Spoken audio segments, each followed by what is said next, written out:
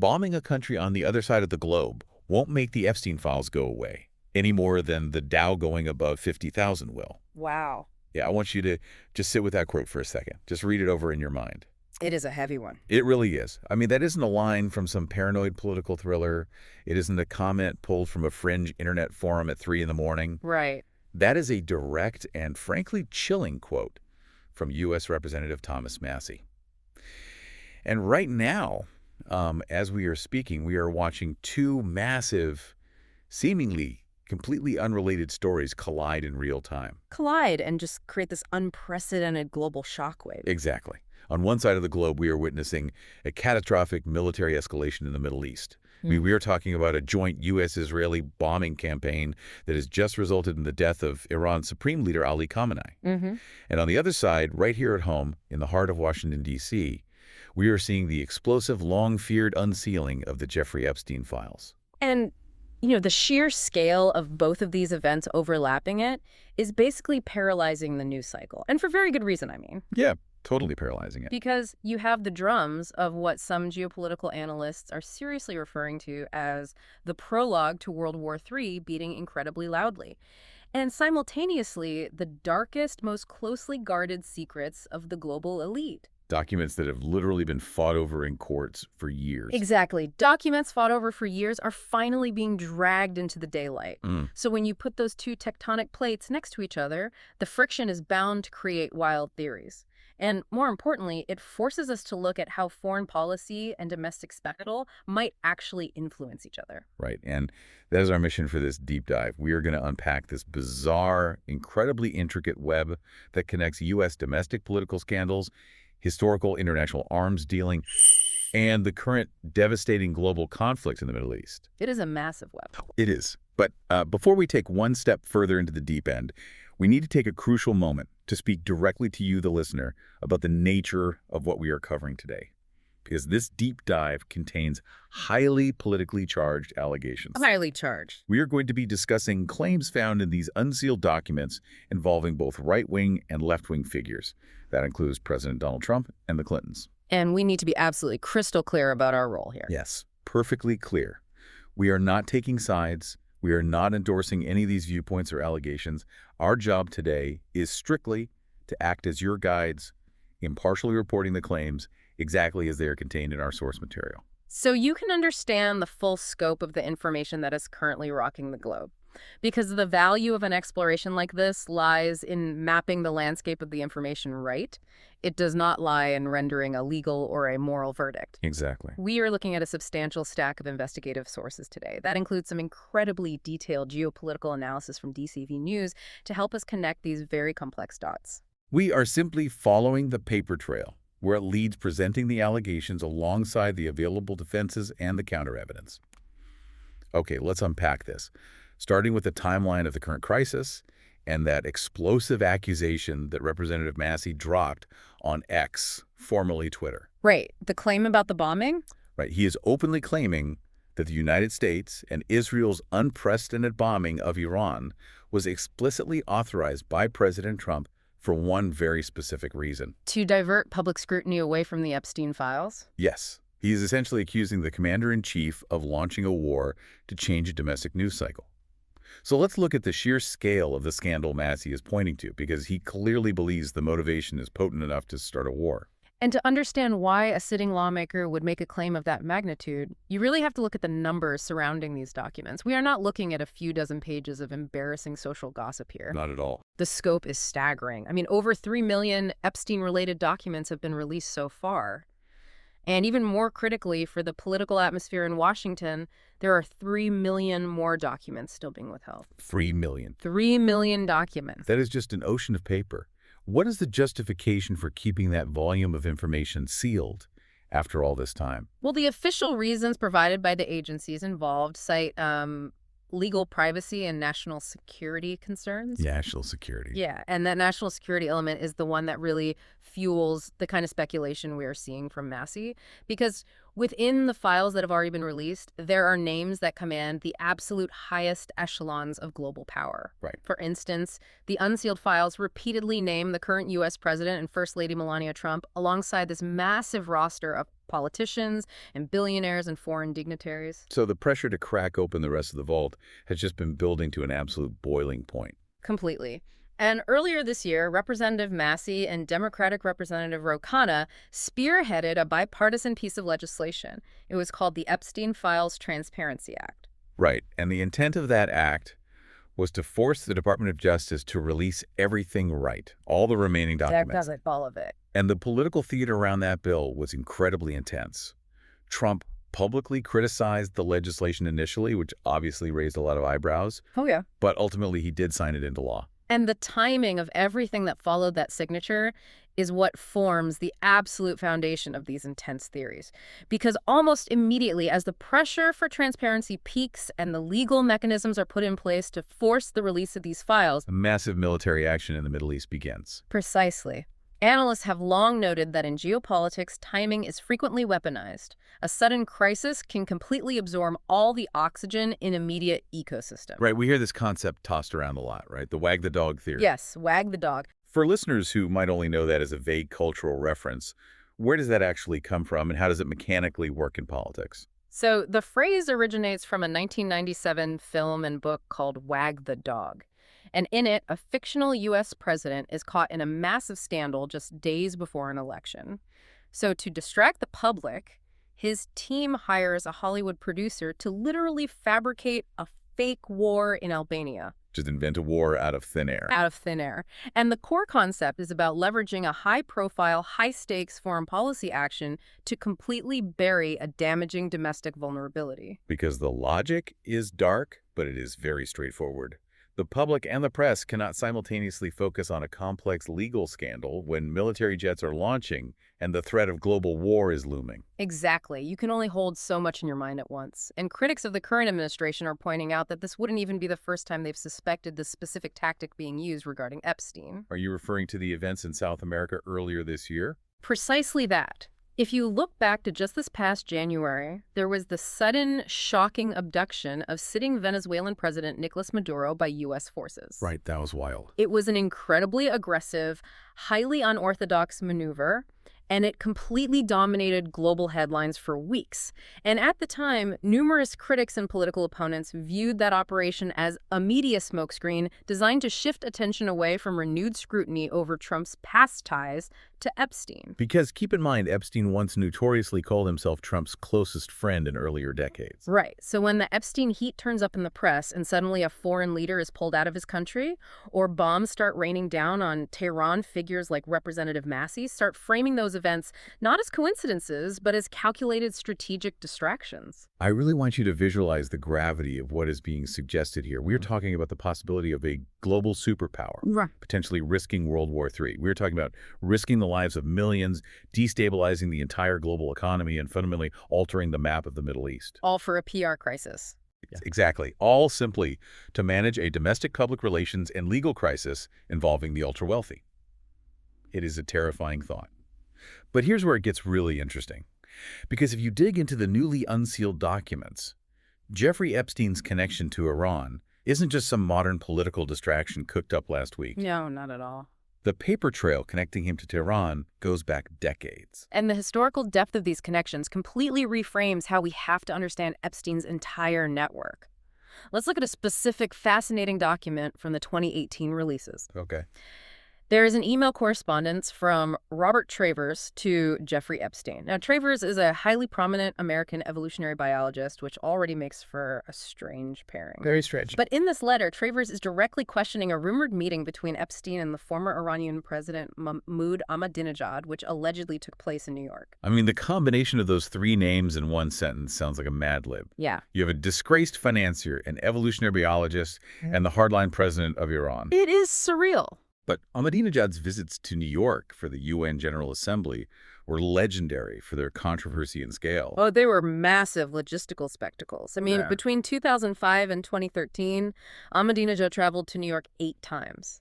And his very first trip became infamous globally because of claims about a literal halo of light that supposedly surrounded him during his speech. A halo of light. Yeah, a claim that was widely discussed in Iranian media, and he was known for delivering these incredibly fiery, deeply confrontational remarks against Israel and the West. And his entourage was just staggering. How big was it?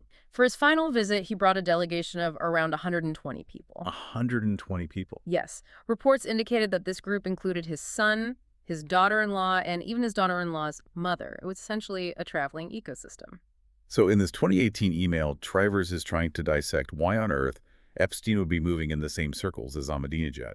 And Trivers notes that Ahmadinejad came from a very modest background. He worked as an engineer and a teacher before his political rise. Right. And Trivers actually asks Epstein if that shared lack of elite pedigree was the basis for their connection. But the specific phrasing Trivers uses to describe Epstein's networking style is what really jumps out of the page. What did he say? He calls Epstein polymorphously perverse in his political and social relationships. Polymorphously perverse. That phrase captures the sheer sociopathy of Epstein's operation perfectly. Trivers is pointing out that Epstein had this uncanny ability to maintain deep, seemingly intimate ties with figures from sharply opposing, violently contradictory ideological camps at the exact same time. Yeah, he gives a very specific example in the email. He notes that Epstein was maintaining ties with Fidel Castro, the ultimate symbol of radical anti-American socialism. At the exact same time, he was supposedly rubbing elbows with Ahmadinejad, representing radical Islamism. It defies all conventional political logic. Now, we should note that Ahmadinejad's camp fiercely pushed back against this narrative. His former media advisor, Ali Akbar Javanfekir, came out publicly and completely rejected the claim that this meeting ever took place. Right, he denied it strongly. He called it fabricated news, built entirely on lies and deception. But even if we treat that specific New York meeting as a disputed rumor, the documentary evidence tying Epstein to Iranian interests does not stop there. No, it doesn't, because the paper trail shifts from strange social inquiries to tangible geopolitical intelligence gathering. The documents reveal a sustained relationship between Epstein and an Iranian businessman named Alireza Idihadi. And who was he? Idihadi was the chief executive of a private jet brokerage company known as Freestream Aircraft. Well, on the surface, a private jet broker makes perfect sense for someone like Epstein. The man lived on private planes. Initially, that is exactly what the correspondence looks like. Between 2014 and 2018, their emails were mostly focused on flight logistics, coordinating private travel, discussing aircraft specifications for Epstein and his guests. Normal billionaire stuff. Right. But as you read through the timeline, the correspondence takes a very sharp, very political turn. Idihadi begins sharing high-level political analysis and on-the-ground intelligence about Iran's domestic situation and how U.S. policy was impacting Tehran. And Epstein is not just absorbing this as idle gossip. He is actively forecasting massive shifts in global policy. In May 2017, Idihadi sent Epstein a detailed report about the social reactions inside Iran regarding Trump's efforts to build stronger ties with Saudi Arabia. Epstein replies to the jet broker, and I quote, "I told you this would happen. Before things get better, they will get much worse." Wow. So to look at the timeline, what happens exactly 1 year after Epstein makes that prediction? The United States dramatically and unilaterally exits the Iran nuclear deal. Exactly. So Epstein is sitting in his townhouse anticipating major geopolitical fractures long before the public is aware of them. But by July 2018, the dynamic between Epstein and the jet broker fractures. I have. Well, Epstein emails asking for technical information about a Boeing jet, but he weaves in some political commentary calling Trump's interest in negotiating a new deal with Iran madness. And Idihadi's response is incredibly revealing. He snaps back at Epstein writing, "Let's keep our friendship and talk politics. You are after free information, and I no longer provide free information." I no longer provide free information. That single sentence just pulls the mask off the entire relationship. Completely. Idihadi realized he wasn't just talking to a client. He was being pumped for intelligence. Epstein was mining his contacts for state secrets and regional forecasts. But our sources pull the timeline back much further than 2018. They suggest Epstein's involvement in the Middle East wasn't just about trading geopolitical gossip, it was about trading actual weapons in the 1980s. This is the pivot where the narrative crosses from a tale of a wealthy predator into the realm of international espionage and arms trafficking. We are looking at detailed claims from Stephen Hoffenberg, who was a former close associate of Epstein's in the financial world. And Hoffenberg alleges that in the early 1980s, Epstein was taken under the wing of a man named Sir Douglas Leese. Sir Douglas Leese. Yes, and according to Hoffenberg's account, Leese was not teaching Epstein how to read market trends. He was instructing him in the mechanics of arms, smuggling, the creation of offshore shell companies, and international money laundering. Because Hoffenberg claims that by 1983, when the brutal Iran-Iraq war was at its absolute peak, Jeffrey Epstein was directly involved in facilitating the sale of Chinese weapons to Iran through the state-owned Chinese company Norinco. And if we connect this to the bigger picture, the historical context is absolutely vital to understand how this could even be possible. This alleged arms dealing in 1983 would have been operating parallel to the infamous Iran-Contra affair. And for those who might need a refresher, Iran-Contra involved senior U.S. administration officials secretly facilitating the sale of arms to Iran, which was the subject of a strict arms embargo at the time, and using the proceeds to fund the Contras in Nicaragua. And according to the narrative laid out in these investigative sources, Epstein and his associates were heavily relying on the financial architecture of the BCCI Bank to move this money and equipment. The BCCI Bank. The Bank of Credit and Commerce International. Let's really break down what BCCI was, because calling it a bank almost feels too generous. It was a global financial black box. Calling it a bank is like calling a cartel a farming cooperative. That is exactly right. BCCI was eventually shut down by international regulators because it had morphed into a global hub for money laundering, covert financing, arms trafficking, and terrorism support. It was structured specifically to evade national regulatory oversight by fracturing its corporate structure across multiple secretive jurisdictions. So no single country could actually look at the books. Exactly. Intelligence agencies from all over the world used BCCI because it allowed them to move untraceable funds. I mean, if you are trying to move Chinese weapons into embargoed Iran, you cannot use a standard wire transfer from Chase. Right. You can't just write a check. You need a shadow financial system. The allegation that Epstein learned to navigate this specific black box from Sir Douglas Leese is a massive paradigm shift in understanding who he actually worked for. And the intelligence connections in these files just keep expanding. There are also claims detailed in the sources from a former Israeli intelligence officer named Ari Ben-Menash. He makes allegations regarding Robert Maxwell. Robert Maxwell. Now, Robert Maxwell was a massive British Czech media tycoon, but more importantly for this story, he was the father of Ghislaine Maxwell. Right, Epstein's convicted co-conspirator. Exactly.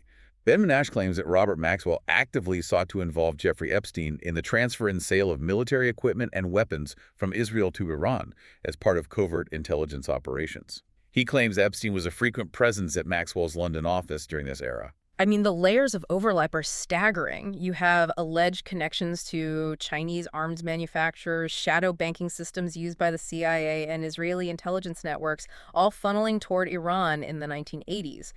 And the physical manifestation of this bizarre relationship with Iran sits right in the middle of Manhattan. Oh, the real estate detail. The real estate detail in these files might be the most surreal part of the entire timeline. It really might be. Starting in 1992, Jeffrey Epstein lived in what was literally described in Architectural Digest as a small castle located on East 69th Street in New York City. A literal castle in Manhattan. But this wasn't just a generic piece of ultra-luxury real estate.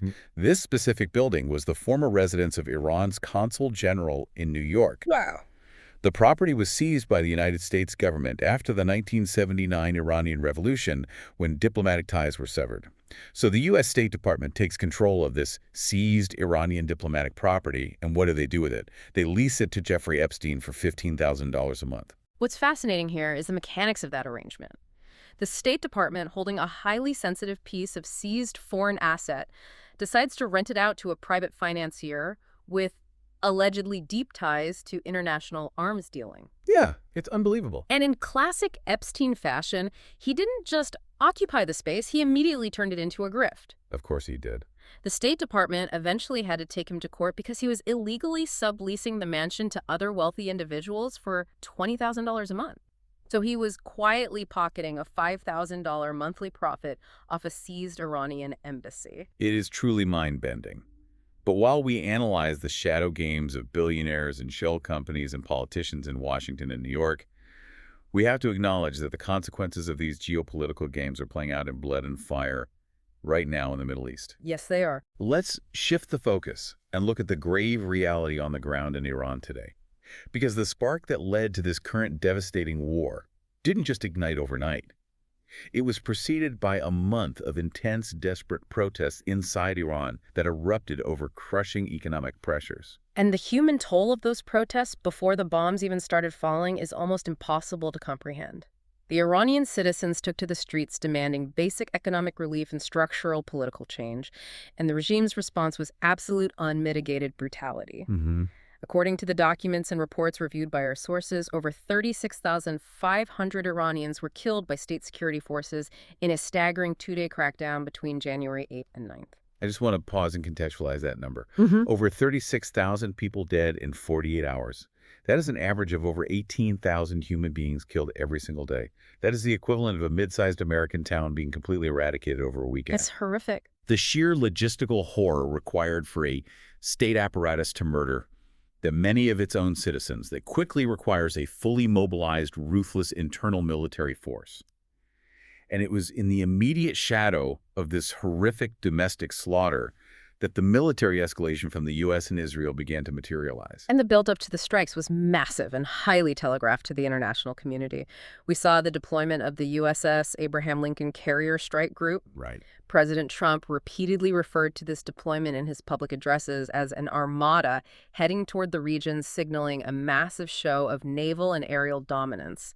And behind the scenes, there was intense, high-level strategic coordination between the United States, Israel, and Saudi officials. Yeah. The stated goal of this military action, as described by Western sources, was completely unprecedented. The word unprecedented gets thrown around a lot. But in this case, the strategic shift is monumental. Because it wasn't just a deterrent. Exactly. Last June, there was Operation Midnight Hammer. That was a stealth bombing campaign, but its scope was highly targeted. It was specifically aimed at degrading Iran's nuclear facilities to prevent weaponization. But the sources indicate that the objective of this new campaign was far more expansive than just hitting centrifuges. What was the new goal? The goal was to deliver a decisive, overwhelming blow designed to maximally weaken and ultimately collapse the entire Iranian governing structure. And that campaign was executed on February 28th. The U.S. and Israel launched a massive coordinated bombing operation across the country, and the strikes achieved a major regime-shattering objective almost immediately. Right. Iranian state media had to publicly confirm it. Exactly. They confirmed that the supreme leader, Ali Khamenei, along with his family, were killed in the attacks. Decapitating the highest level of religious and political authority in the country throws the entire state apparatus into chaos. But the collateral damage of achieving that objective is devastating. At least 201 people were killed in the initial waves of strikes across multiple provinces. And one of the most tragic, heart-wrenching details to emerge from the on-the-ground reports occurred in southern Iran, specifically in the Hormozgan province. Yes. An airstrike struck the Shajareye Tayabeh girls' school in Manab, resulting in the deaths of over 100 children. It is an absolute tragedy that highlights the impossible cost of this kind of warfare. And geopolitically, the fallout was instantaneous. The moment the strikes hit, Iran's axis of resistance immediately mobilized. And for those unfamiliar, the axis of resistance is a network of autonomous and semi-autonomous militant groups across the Middle East.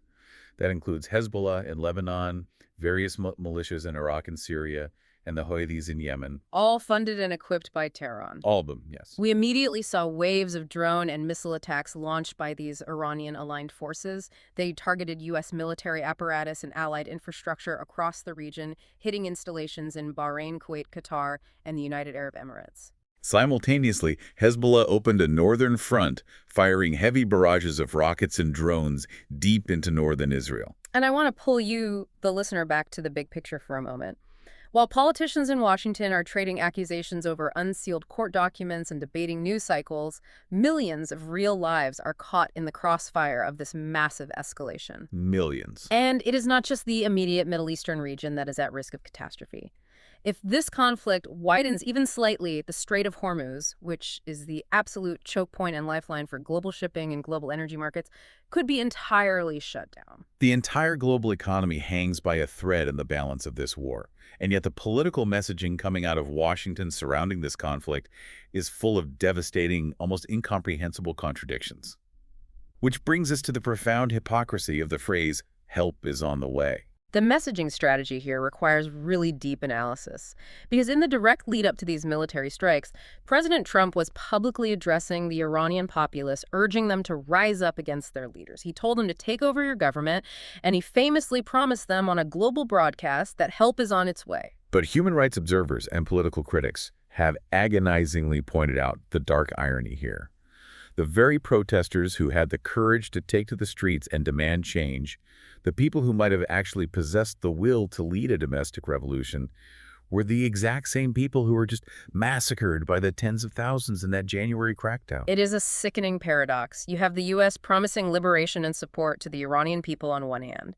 But on the other hand, the sources detail a profound moral and strategic blunder currently being executed by the U.S. government behind closed doors. What are they doing?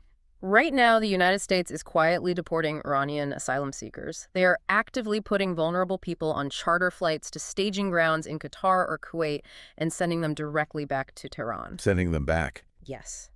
And to truly grasp the gravity of that policy decision, we have to listen to the voices of people who intimately understand the brutality of the Iranian intelligence apparatus. The sources cite former American hostages Barry Rosen and John Limbert. And these are men who were held captive for 444 days in Iran following the 1979 embassy takeover. Right. They know firsthand what this government does to its perceived enemies in those interrogation rooms. And they are arguing forcefully that returning vulnerable asylum seekers to a designated state sponsor of terrorism is a massive moral failure. We are talking about sending people back to a regime known globally for its use of arbitrary detention, systemic torture, and coerced televised confessions. It's sending sheep directly back to the slaughterhouse. Yeah. And observers point out the dark historical parallels we are repeating here. I mean, in the 1980s, the U.S. government deported thousands of Salvadoran and Guatemalan asylum seekers back to countries run by governments operating brutal extrajudicial death squads. And many of those deportees were subsequently killed or simply disappeared. Yes, exactly. Or look at the UK in the early 2000s when British intelligence cooperated with Muammar Gaddafi's Libya to deport dissidents. The UK relied on empty diplomatic promises of humane treatment, only for those individuals to be immediately imprisoned and tortured upon arrival. And this raises an important question from a purely strategic, cold-blooded military standpoint, even if you set aside the obvious moral horror of the policy.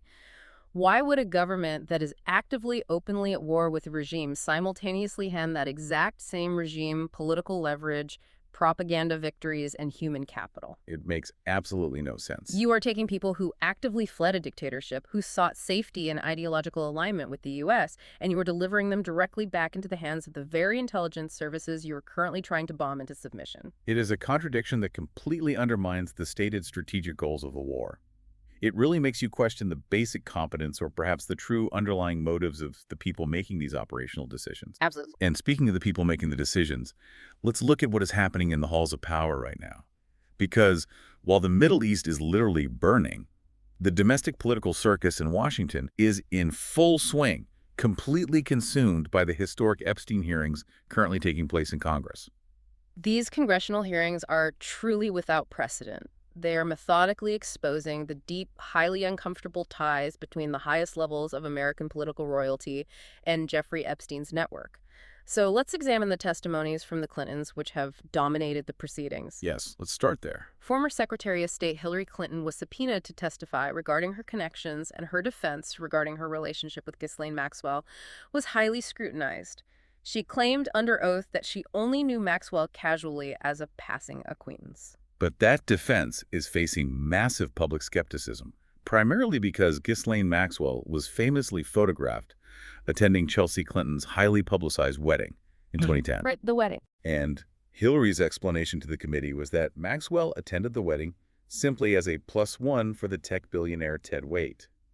But let's look at the mechanics of that claim for a second.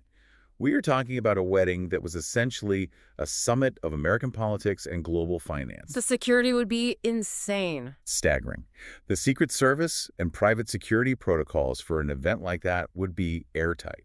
The idea that someone could just bring a completely unvetted +1 to a high-security political event of that magnitude. Especially someone closely associated with Epstein. Exactly, especially someone who is closely and publicly associated with a man who had already pleaded guilty to highly publicized sex trafficking charges 2 years prior in 2008. It just strains the credulity of anyone who understands how elite security works. The logistics of that defense certainly invite a lot of rigorous questioning. And the testimony from former President Bill Clinton was even more combative and visually damaging. Under oath, before the committee, he flatly denied having any knowledge whatsoever of the crimes Epstein was committing. But the committee members confronted him with physical photographic evidence pulled directly from Epstein's own confiscated files. Yes. They presented a photo showing the former president in a hot tub with an unidentified woman alongside another photograph reportedly showing Ghislaine Maxwell in the exact same pool setting. And Bill Clinton's response, while under oath, was to state that he did not know who the woman in the photograph was. And he explicitly stated to the committee that he did not have sexual relations with her. You just have to pause and absorb the historical echo of that moment. Oh, it is deafening. You have Bill Clinton sitting in a formal legal setting, using that exact highly specific phrasing, did not have sexual relations, to deny impropriety. It instantly triggers a massive, insurmountable credibility issue for him, given his highly documented history with that exact phrase during the Lewinsky scandal in the late 1990s. The visual and audio of that testimony alone is a political nightmare for his legacy. But the geopolitical blast radius of these unsealed files extends across the entire political aisle. The newly unredacted documents also contain highly specific, severe allegations against President Trump. Right. And maintaining our strict neutrality here, we need to examine exactly what the documents allege, the bizarre way they were handled, and how the defense is responding. The Department of Justice released an interview with a woman who claimed that Jeffrey Epstein introduced her to Donald Trump back in 1983 when she was 13 years old at a location in Hilton Head Island, South Carolina. The allegation detailed in the interview is violent. She claims that when they were left alone, Trump attempted to sexually assault her, and that she actually had to bite him to escape the encounter. Now, the procedural history of this document is a story in itself. How so? The DOJ initially withheld this specific interview from the public releases, citing various opaque legal exemptions before it was eventually leaked and subsequently published in full. And the withholding of the documents certainly fueled conspiracy theories about the DOJ protecting the president. However, it is crucial to present the counter-evidence and defense that has emerged regarding this specific 1983 claim. What is the defense? Well, Jeffrey Epstein's own brother has gone on the public record stating unequivocally that he had no knowledge of Jeffrey ever spending summers or vacationing at Hilton Head in the early 1980s. Furthermore, Trump's defense team has long maintained that he did not even meet Epstein until 1987, which is 4 years after this alleged assault supposedly took place. Okay. Additionally, legal analysts point out that the woman making the accusation has a heavily documented history of fraud and theft charges, which Trump's defenders argue severely undermines her credibility as a witness. And Trump's overarching defense regarding his decades-long relationship with Epstein has consistently been that while they were friendly in the same social circles, they had a massive falling out. Right, the Mar-a-Lago dispute. Yes. Trump claims he ended the relationship entirely because Epstein allegedly stole employees from Trump's Mar-a-Lago club to work at his own properties. It is a tangled, incredibly ugly mess of severe allegations, staunch denials, and missing timelines. But the fallout from these files isn't just hitting former and current presidents, it is actively hitting the current sitting cabinet. Let's examine the unfolding saga of Commerce Secretary Howard Lutnick. The Lutnick situation is one of the most damning sequences of events revealed by these new document dumps because it exposes a direct contradiction between public statements and private financial behavior. Previously, Howard Lutnick had gone on a record publicly and forcefully claiming that he had completely severed all ties with Epstein. He used very strong language calling Epstein disgusting and gross, and he insisted to the press that he was never in a room with him either socially or for business after a certain point in time following Epstein's legal troubles. So he painted this vivid picture of complete moral outrage and total separation. But the investigative sources proved that this public posturing was entirely fabricated. The flight logs and financial documents revealed that Lutnick actually took his family, his wife, and his children on a trip to Epstein Island in 2012. And it wasn't just a tropical vacation. Just 5 days after returning from that island visit, Lutnick and Epstein both invested in the exact same digital ad company, a startup called AdFin. And let's break down the mechanics of why wealthy individuals co-invest in obscure startups, because it is rarely about the startup's actual product. No, it's almost never about the product. Co-investing in a shell company or a low-profile tech firm is a classic, virtually untraceable method to transfer wealth, launder favors, or solidify illicit partnerships without ever handing over a bag of cash. Right. If two billionaires put money into the same obscure entity, they intertwine their financial interests in a way that is entirely legal but deeply opaque. And the connection between Lutnick and Epstein continued for years after that investment. In 2018, a full decade after Epstein's initial convictions, Lutnick and Epstein were exchanging incredibly friendly, highly familiar emails. They were discussing the financial prospects of that AdFin investment and casually chatting about home renovation. Home renovations. Yeah. Furthermore, in 2017, when a fund manager was hosting a charity event honoring Lutnick, he reached out to Epstein via email, explicitly calling Epstein a close friend of the Lutnicks.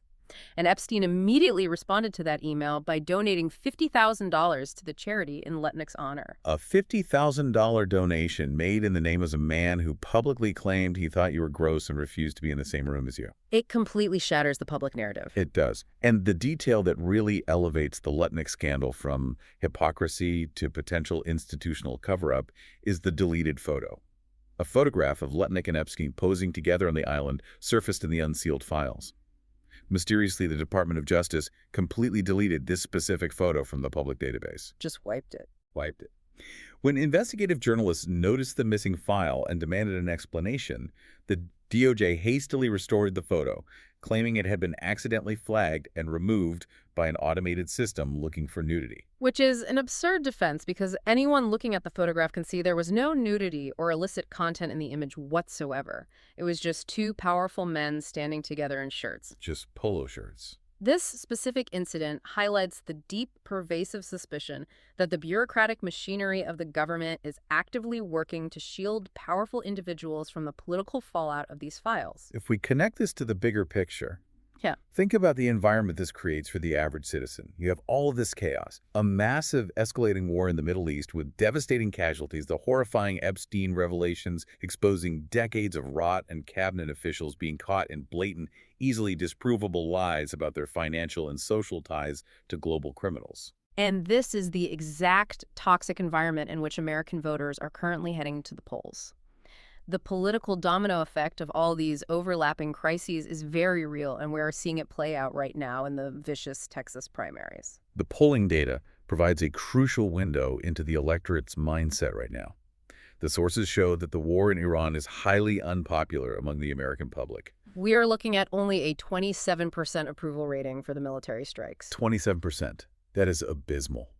When you combine an unpopular escalating foreign war with a domestic environment completely saturated in scandal, elite corruption, and institutional distrust, it creates intense political vulnerability for any incumbent politician. Which perfectly sets the stage for the absolute brawl happening in the Republican Senate primary in Texas. Correct. You have the incumbent, John Cornyn. He represents the old-school institutional establishment wing of the Republican Party. And he is facing a brutal, scorched-earth challenge from Ken Paxton, the current state attorney general, who is heavily aligned with the populist MAGA movement. But Ken Paxton is carrying a staggering amount of political and legal baggage into this Senate race.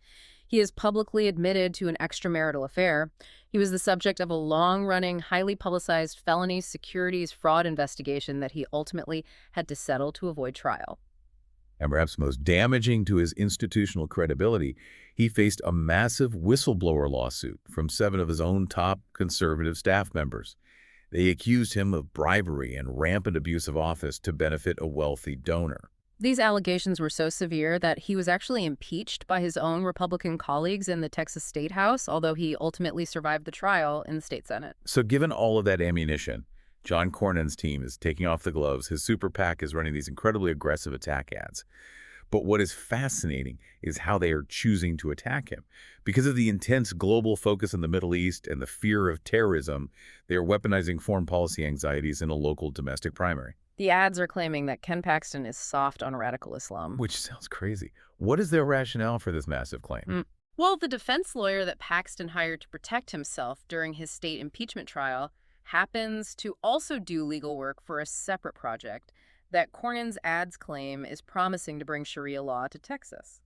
That is a massive, incredibly cynical political stretch. It really is. But it shows exactly how desperate the race has become and how global anxieties are being localized to attack political opponents. And the Democratic primary happening in Texas at the exact same time is just as fascinating, presenting a stark, almost cartoonish contrast in political styles and strategies. You have Representative Jasmine Crockett facing off against State Representative James Tallarico. And they could not represent two more different approaches to modern politics. Jasmine Crockett is a viral sensation on social media. She's combative, highly aggressive, and famous for delivering these blistering, memeable takedowns of Republicans during committee hearings. She is the one who famously and controversially dubbed the wheelchair-bound Governor Greg Abbott Governor Hot Wheels. Right. And on the other side of the stage, you have James Tallarico. He is an actual ordained pastor. His entire political message is built around economic populism, working-class solidarity, bipartisanship, and literally preaching a message of peace and love. The strategic maneuvering by the Republican Party regarding this Democratic race is a masterclass in cynical politics. According to political analysts looking at the ad spending, Republicans seem to be intentionally boosting Jasmine Crockett's profile in the primary. Boosting the opponent they supposedly hate more. Exactly. The calculation is entirely pragmatic. They believe her highly aggressive, polarizing style and her correspondingly high unfavorable ratings among moderate and independent voters make her a much easier target to defeat in a general election. Right, whereas Tallarico's broad, moderate appeal and his ability to speak to religious voters pose a very real existential threat to the GOP's hold on that Senate seat. And Tallarico just proved exactly how much momentum that positive populist message can generate. After a long-form YouTube interview with Stephen Colbert went viral, Tallarico's campaign raised an astonishing $2.5 million in a single 24-hour period. It is a wildly unpredictable race. But when you step back and look at the synthesis of all these events we've discussed today, it is truly dizzying. While the United States military is launching world-altering strikes abroad, resulting in the deaths of tens of thousands of people and risking global economic collapse, the nation's domestic leadership is entirely consumed by scandalous primaries, dodging Epstein depositions, and engaging in bitter survival-driven political infighting. When you look at the entirety of the board, the overlaps are astonishing. We have unsealed legal documents revealing a decades-long saga involving one of the world's most notorious criminals, connecting him to international arms-dealing shadow banking and the highest levels of global power. Simultaneously, we have a devastating war escalating in the Middle East, horrific civilian casualties, and a domestic political system that appears deeply compromised by the need to manage and suppress these very scandals. So what does this all mean? If you are listening to this right now and feeling completely overwhelmed by the sheer scale of the contradictions, from the government deporting the very Iranian asylum seekers they claim to be fighting to liberate to cabinet secretaries flagrantly lying about their financial ties to global criminal networks, I want to validate that feeling. Yes. If you are overwhelmed, it means you are paying attention. It means you are seeing the cracks in the official narratives being handed to you. Because the complexity and the chaos are often the point. When the waters are this muddy and the news cycle is this saturated, it becomes incredibly difficult for the public to discern true national security imperatives from desperate political survival tactics. And that leads us to a final provocative thought that I want to leave you to ponder on your own long after this deep dive ends. We've talked today about the wag the dog theory, the historical idea that a war could be started to cover up a scandal. But let's take that one step further into the dark. Okay. If a domestic scandal involving the global elite, the Epstein files, is so potent, so deeply terrifying to the halls of power, that critics and sitting lawmakers can credibly argue it triggered a war. What does that mean for the reality of democratic oversight today? Exactly. Are our foreign policies, our wars, and the lives of the soldiers and civilians caught in the middle truly driven by national security? Or are they ultimately driven by the absolute overriding need for political self-preservation among the elite? It is the most important question a citizen can ask, and the answer might be the most terrifying secret of all. Thank you so much for joining us on this deep dive. Keep questioning the narratives, keep looking for the connections, and we will see you next time.